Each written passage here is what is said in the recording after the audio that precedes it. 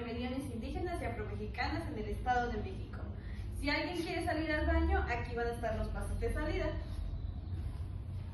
Bueno, vamos a empezar. ¿Qué es una rebelión? ¿Alguien conoce o sabe qué es una rebelión? ¿Miguel? Es como una guerra.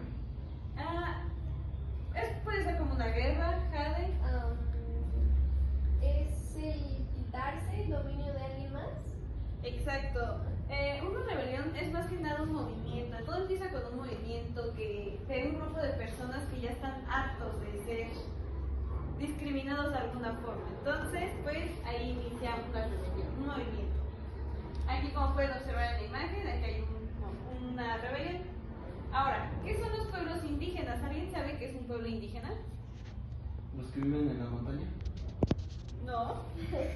No sé, que tienen cultura, lengua o tradiciones diferentes en específico. Ajá.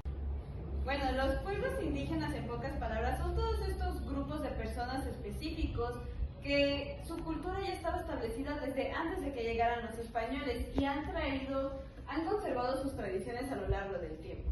Ahora, ¿alguien sabe qué son los pueblos afromexicanos, Ana? Tienen descendencia africana. Exacto, hay que recordar que con el colonialismo no solo llegaron los españoles y diferentes personas, sino también llegaron los afrodescendientes, que fueron traídos como esclavos aquí a la Nueva España.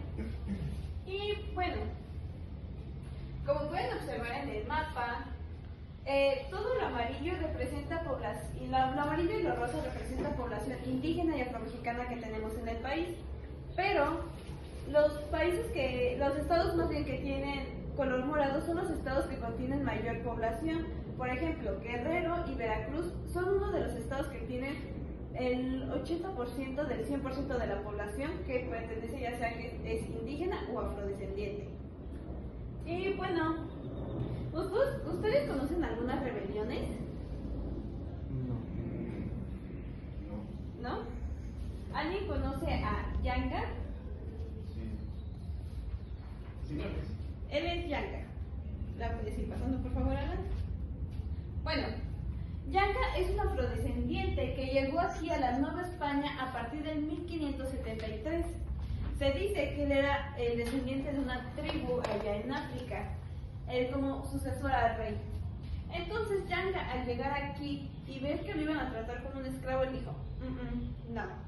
Entonces lo que hizo Yanga fue que huyó, se escapó a las montañas de Veracruz, que en ese entonces se le conocían como palenques. Pero no huyó solo, sino se llevó a muchas personas afrodescendientes que no querían ser esclavizados. Esto generó que pudieran vivir como 30 años libres, ya que a los españoles se les dificultaba subir las montañas, los cerros, no tenían la capacidad física. Hasta que el virrey de la Nueva España de ese entonces mandó 3 tropas diferentes. Estas tropas no pudieron, a pesar de que eran mayores en cantidad y con mejores armas, no pudieron vencer a los afrodescendientes. Entonces, ¿qué pasa?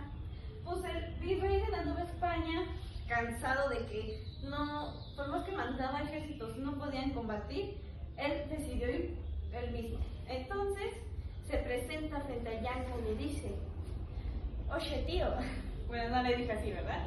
Pero le dijo, ¿tú queréis vivir aquí en libertad? Y obviamente Yanga dijo sí, ¿no? Y dijo, bueno, te daré tu libertad y la de tu pueblo a condición de que ya no aceptes a ninguna persona más.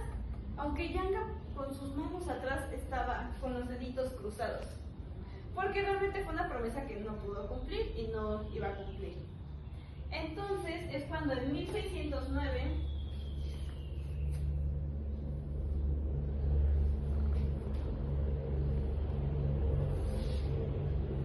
en Veracruz nace el primer pueblo libre de toda la colonia en toda América. Y bueno, ¿alguien conoce la Guerra de Castas? ¿No? Bueno, la Guerra de Castas se originó en Yucatán. Esta guerra duró un poquito más de 50 años. Empezó en 1847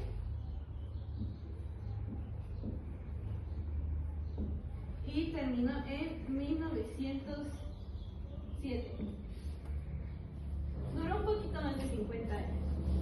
Bueno, la guerra de castas prácticamente fue una rebelión, ya que entre criollos mestizos contra los mayas, ya que como sabemos con la independencia de México se había abolido la esclavitud, pero en Yucatán seguían discriminando a los mayas, ya que los mestizos y los criollos ahora tenían el poder, se sentían con todo el poder que antes tenían los peninsulares. Entonces esto generó que también los mayas dijeran, ¿sabes qué? Aquí no cabes tú. Entonces los mayas empezaron un enfrentamiento y estuvieron a punto de ganar. Pero cuando estuvieron a punto de ganar, porque ya habían combatido con todo el gobierno de Yucatán, se retiraron para ir a sembrar sus milpas. Hicieron un retiro así repentino, se retiraron del campo de batalla porque se fueron a sembrar sus milpas de maíz. Entonces, esto generó que el gobierno de Yucatán pudiera comunicarse con otros gobiernos de los estados y lo apoyaran con más ejército, más armas. Entonces es cuando en 1907 se termina la guerra de castas. Aunque no la ganaron los mayas, pues sigue siendo un sentimiento que se reconoce por la lucha de la libertad y la justicia en Yucatán. Bueno, hablando de todo esto, ¿alguien sabe si participaron los indígenas o los afrodescendientes en la lucha de la independencia por el Estado de México? ¿Cómo? Sí, Sí. ¿Por qué? ¿Tú por qué crees que participaron? pues porque ya no querían ser esclavizados. No querían ser esclavizados. ¿Tú, Alan, una idea? Por mejores condiciones de vida. Por mejores condiciones de vida. Pues sí, hay que recordar que ellos no tenían ningún tipo de derechos. Los afrodescendientes eran tratados como esclavos, como basura en pocas palabras. Los indígenas eran sobreexplotados igual en trabajo y igual no tenían derechos y siempre estaban endeudados. Y bueno, como ya sabemos que con las reformas borbónicas impartidas por España, por el rey Carlos III, ¿saben cuáles eran las reformas borbónicas? Sí, prácticamente le quitaban el poder a la iglesia, ¿no? Le quitaban el poder a la iglesia. Ajá, cuando Francia